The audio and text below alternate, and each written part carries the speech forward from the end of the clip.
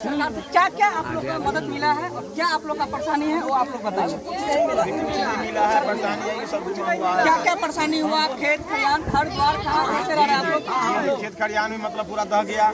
अभी फिलहाल मतलब घर भी बहुत अधिक गिर गया है, ठीक है। और मतलब मवेशी ववेशी सब बांधा हुआ है। सब आप लोग का सरकार तरफ से भी कोई मदद नहीं मिला।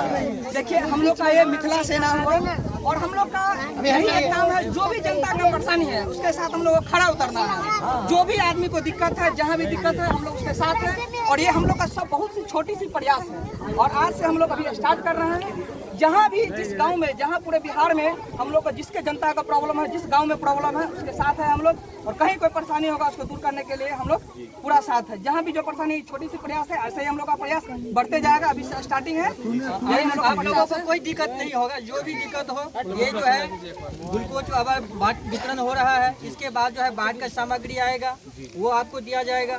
इसके बाद जो है जाड़े में कंबल वगैरह सारा चीज आपको दिया जाएगा। मिथिला सेना की मिथिला सेना की। आप लोग को पहचानते